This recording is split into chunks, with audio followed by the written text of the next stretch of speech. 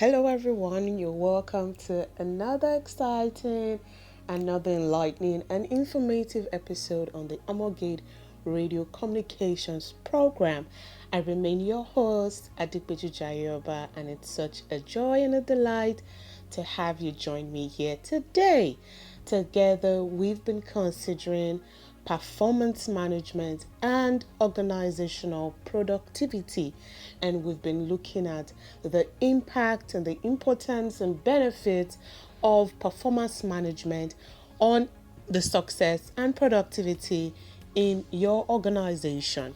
And one of the things we've said consistently is that performance management is a systematic, ongoing, continuous process of training, coaching, developing, and improving your employees to the end that they become better and to the end that set organizational goals can be achieved in your organization.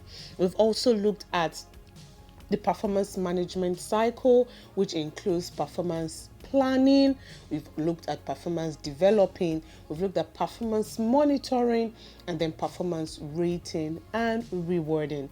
To catch up on all the series or all the episodes we've taken on performance management, you can visit the show reel on Mixlr and listen to all the episodes that we've done so far, and I'm sure you're going to get very useful, insightful tips that will be very instrumental to the success of performance management in your organization.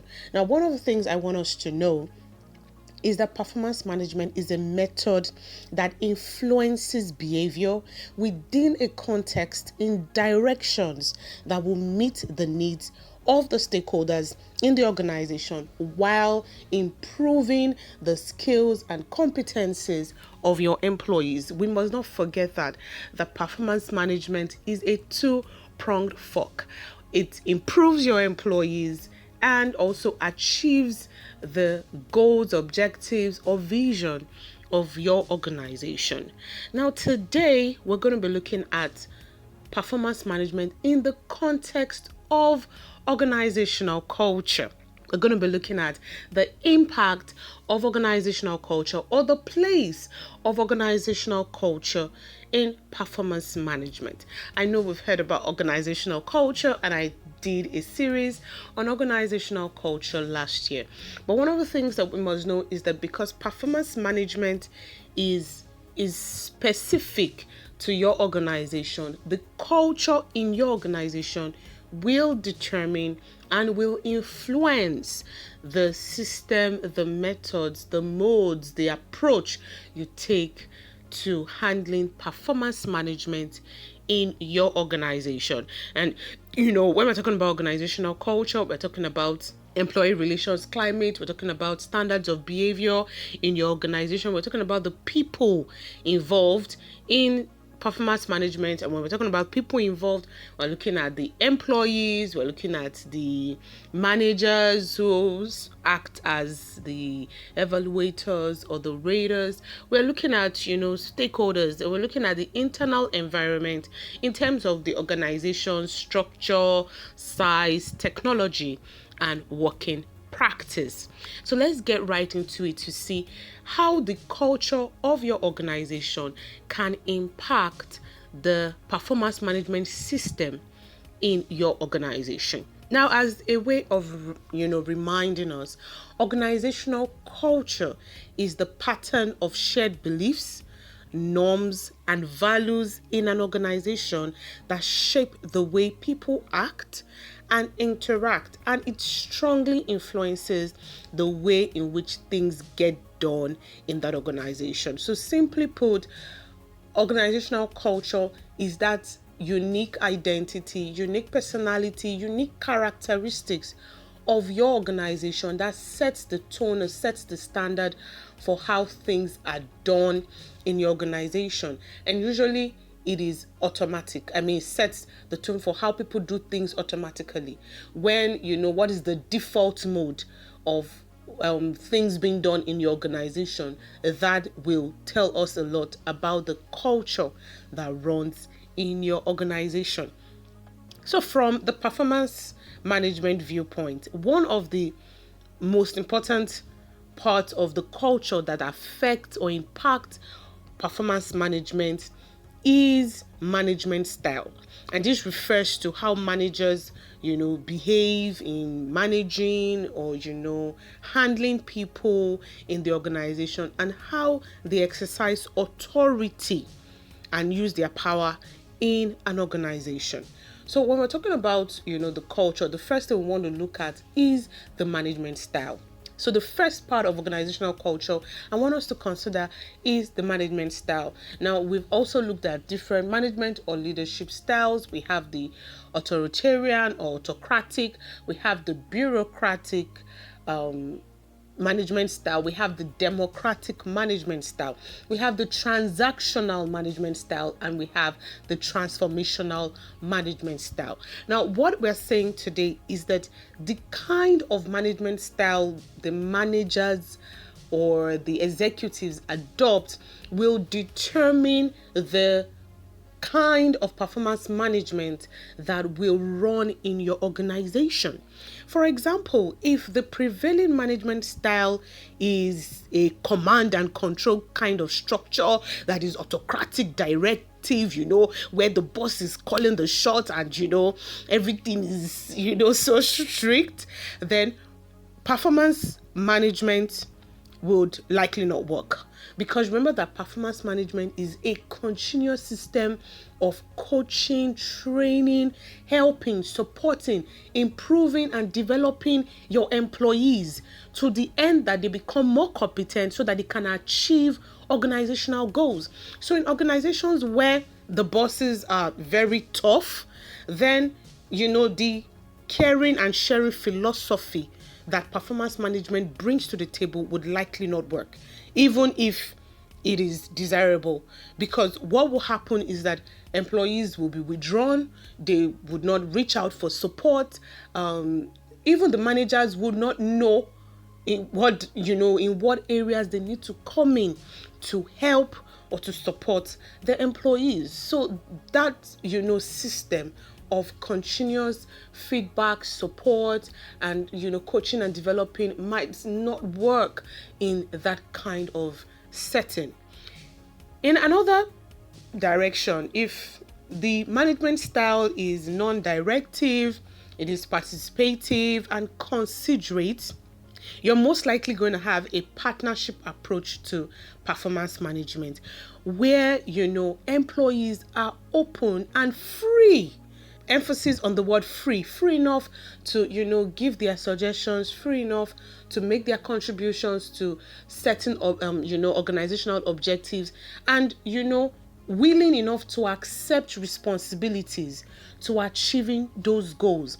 And one of the what this leads to is that it leads to employee involvement, it leads to employee empowerment and ownership, because employees feel like they're part of that vision and they're part of that goal. So it is very important, or it is very vital, to take account of the management style in your organization when implementing performance management.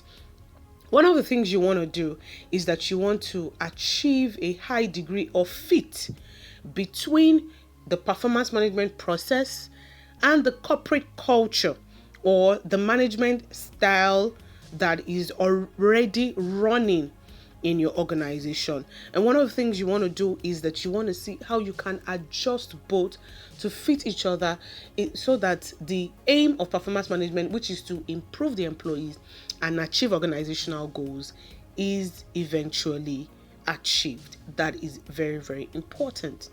The second part of organizational culture, the first we considered, is the management style. It will impact your performance management system. The second is the employee relations climate. Employee relations climate. Now, this refers to the perceptions of employees and their representatives about the ways in which relationships between management and employees are maintained. So it generally refers to the ways in which formal or informal employee relations are conducted and how the various parties, and when I mean various parties, I'm referring to managers, employees, and maybe trade unions, if there are trade unions in your organization, or staff associations, behave when interacting with one another. So usually in any organization, you can have a climate that is good, or a climate that is bad, or a climate that is indifferent according to perception. So, based on management style also, you see some organizations where there's a free flow of communication and ease of interaction between managers and employees, where employees don't have to feel tense and stiff around their managers. But there are other organizations where, the hierarchy is very rigid, and, it's a yes, sir, yes, boss kind of system. And employees, when they see their managers, they just want to take off and do their job. So the management style will also influence that. And then interaction also between employees, between, colleagues. That climate will also impact performance management system. It is, if for example, if the communication between managers and employees is very tense and stiff and rigid, providing training and support might be difficult. And even when you provide training, your employees are not involved. They are not committed to it because they don't feel valued, they don't feel loved in that kind of climate or atmosphere. So one of the things, that you can do that can help the climate of your organization to ensure that performance management is effective and smooth is that the parties must trust one another. Managers must trust employees and allow room for trust from employees to themselves also. So employees must, be allowed to trust. That means managers or the management must continually show good, character or good response to earn the trust of the employees. So the parties, both parties, or different parties, if you have a trade union involved, must trust one another. The second thing is management must treat employees fairly with consideration. Employees do well anywhere they are valued, anywhere they are supported, anywhere they are encouraged and rewarded. So managers must treat employees fairly with consideration, even when you feel like the employees are not, up to par with what you're expecting. As a manager, that is where your support and encouragement and training comes in. And that is the aim of performance management, to take your employee from where they are to where you want them to be in terms of their skills, abilities, and competencies. So you want to ensure that your employees are treated fairly with consideration. Also, to build a very wonderful climate, employee relation climate in your organization, to ensure smooth performance management in your organization, management must be open and honest about its actions and intentions. You must be open and honest. Open communication and integrity earns the trust of your employees because they know what you're about to do, they know what to expect from you, and they know what you expect from them. It's clear, it's not ambiguous. But when employees feel like managers are scheming behind closed doors, they become anxious, they become tense, and they begin to suspect the move of management, and that can make them have this unconscious rebellion, or they can resist whatever you are bringing to the table. So ensure that management is open and honest about its actions. Also, ensure harmonious relationships exist. Ensure that harmonious relationships exist. And one of the ways you can do this is that management should value employees and treat them as stakeholders. Remember that no matter how grand or how beautiful your dreams are, you need your employees to co-create and co-execute with you to achieve those dreams. No man is an island of his own. And like the popular proverb we have here in Africa: a single tree does not make an entire forest. Okay, so just you as the CEO, or you and few managers you have, cannot make up the entire organization and grow the organization to become that successful brand that you want. You need the input, the strengths, the giftings of your employees. So ensure that you treat them as valuable and ensure you treat them as stakeholders. When you treat your employees as stakeholders, you engage their ownership mentality. They feel like, yes, it's our thing, it's our vision, it's our organization, and they are committed to seeing it grow and seeing it become successful. Another thing that builds a good climate, employee relation climate in your organization, is the management must be consistent with what it says it will do. So if you're telling your employees that you're going to be increasing their salary, or there's going to be a bonus for anyone who achieves a certain objective, or if a particular team finishes a project, they get to enjoy certain benefits, ensure that you make good on your promises. Breaking and failing or rescinding your promises as the management will lose the trust and the loyalty of your employees. So do what you say you will do. If you say, oh, we're going to run this 3 months and we'll give you 1 week break to rest and recover, after 3 months, give them the 1 week break. Don't say, oh, you don't need the break, let's just run this project, and then people are fatigued and experiencing burnout. So ensure that you keep your integrity by being consistent with what you do.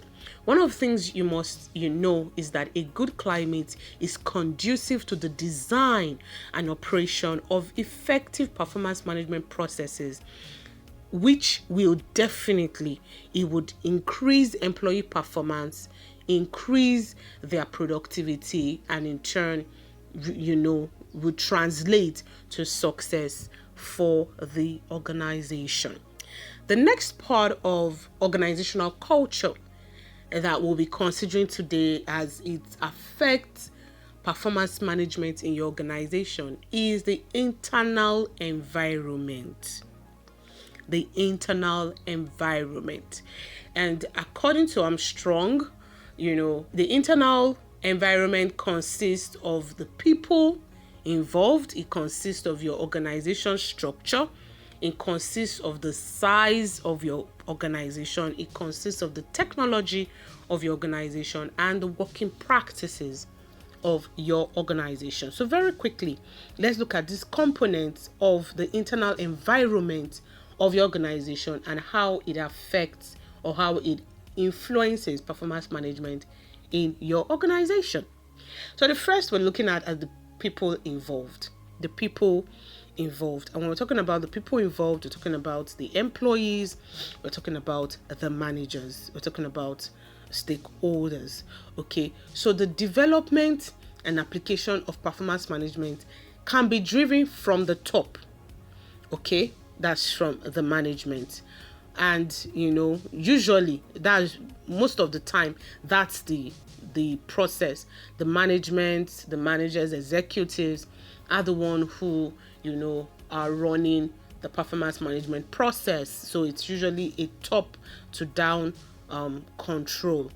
Okay, and it usually works in some settings, but however, it is encouraged that you have a two-way system where you have the top down and you also have the down up or the bottom up system. And this allows for employees to also have a say in the performance management system, where together managers and employees can set organizational goals and objectives and agree to the responsibilities and the tasks that are required to achieving those set objectives. So it allows managers to also have an inkling to what is on the mind of the employees. The employees can give their suggestions and also give their agreements. Managers can get employees buy-in when they include employees in making decisions. So performance management processes will definitely vary in accordance to the composition of the workforce. For example, a company that employs mainly knowledge workers is likely to adopt a different approach from a manufacturing firm where you only have those who are skilled in physical labor. However, like I said, one of the best approaches to people involved in your organization is to ensure that it's a two-way system: top down, down up approach. The second part component we'll be looking at the internal environment is the structure of your organization. So an organization that has a hierarchical or functional structure with well-defined layers of authority is more likely to support a directive top-down approach to setting objectives and reviewing performance. Okay, so where you have a structure where you have senior manager, you have manager, or you have assistant managers, you have head of department, where there's a structure in terms of the hierarchy. Usually what you would have is a top-down approach in setting objectives and goals. So it means that most of the directions, most of the vision will be coming from the management and has to be carried out by the employees. On the other hand, a flatter process-based structure will encourage more flexible, participative approaches. So when you have a structure where it's not like you don't have an hierarchy, but it is flatter, meaning that everyone is almost equal across board, you have a more participative approach with an emphasis on teamwork regarding performance management.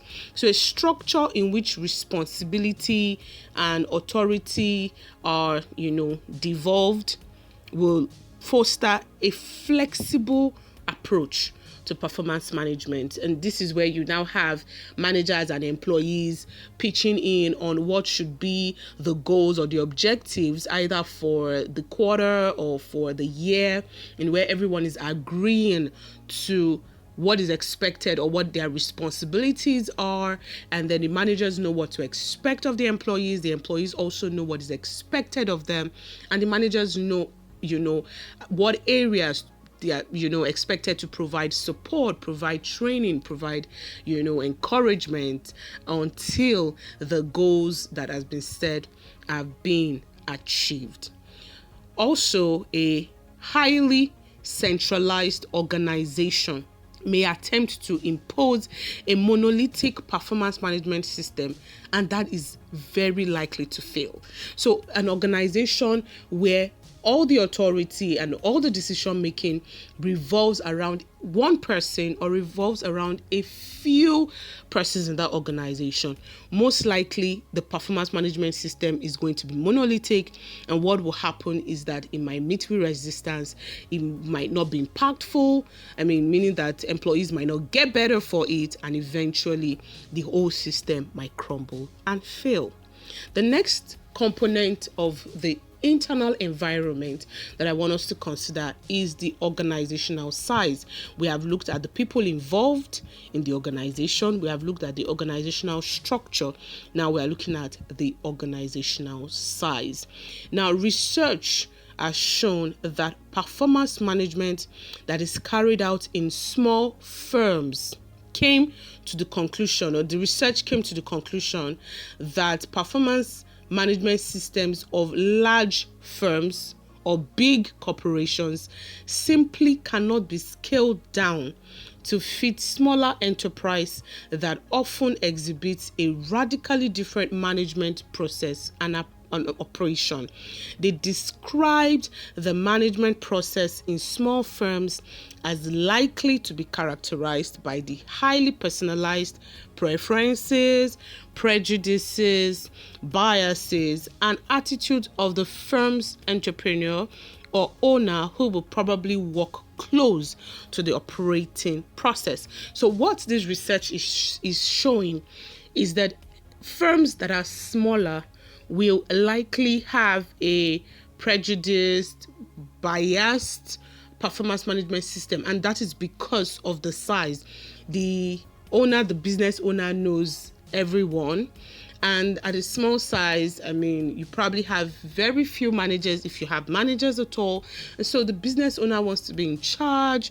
The business owner is probably running a top-down approach, just doling out instructions, expecting those instructions to be carried out. And these persons can observe employees one-on-one, and sometimes little I'm careful not to use the word, let me say little mistakes that employees do will not go unnoticed, and that can reflect in the performance management system that is carried out in a smaller organization or small firm compared to a larger organization where you have a lot of structures and systems. You have line managers, you have operational managers, you have HR managers, you have different people in charge of different operations, procedures and processes running in the organization.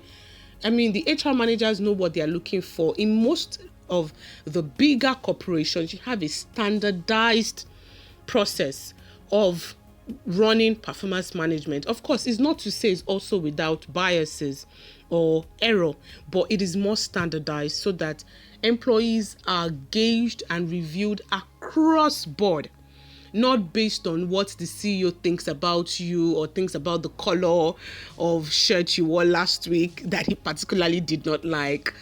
So what this research is showing that smaller firms would likely have a personalized, prejudiced attitude to performance management compared to bigger organizations. The next component and the last component of internal environment we'll be considering today is technology and working practices.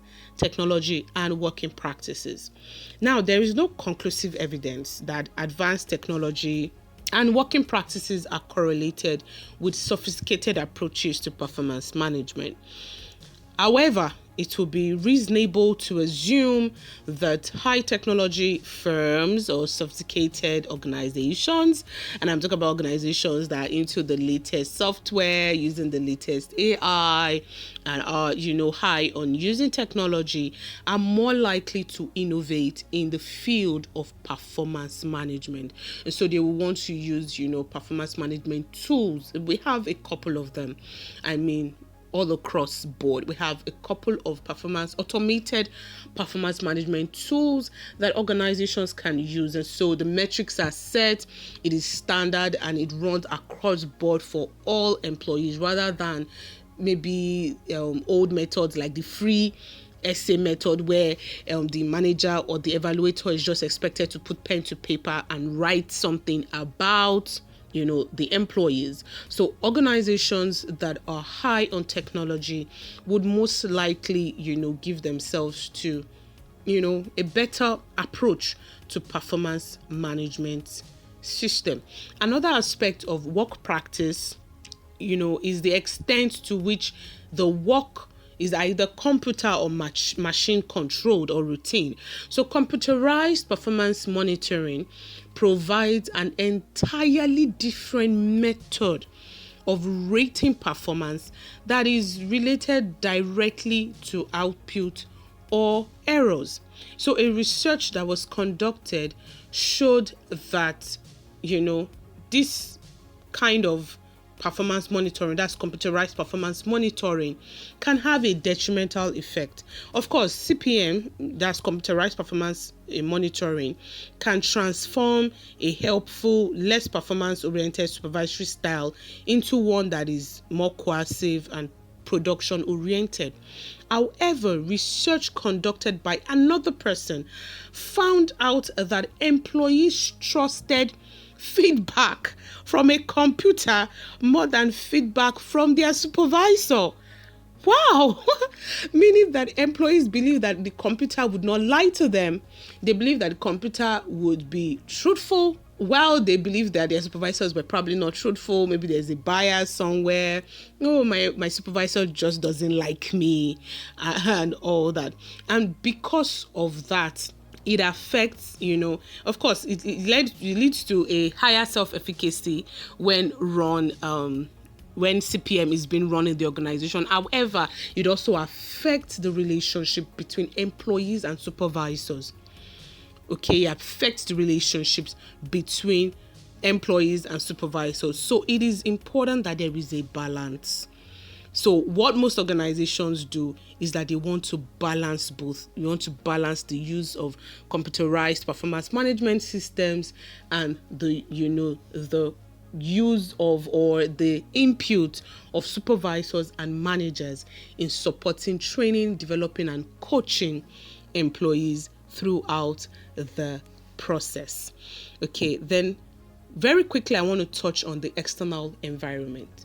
The external environment where you run your business or your organization can also greatly impact performance management in your organization. Now, if the external environment is, or if the external environment is competitive, or if it's a place where the political environment is turbulent, it would have an impact on your organization. It means your organization will have to respond and adapt to those conditions, because those conditions will affect your employees, it will affect their performance, it will affect their productivity. Let me give a very good example. If your business, or if you run a business in multiple countries, and in one of the countries where you run your business, you have it's probably a war-torn zone, or you're having security issues. Your employees will probably have a hard time getting to work. They probably won't concentrate at work.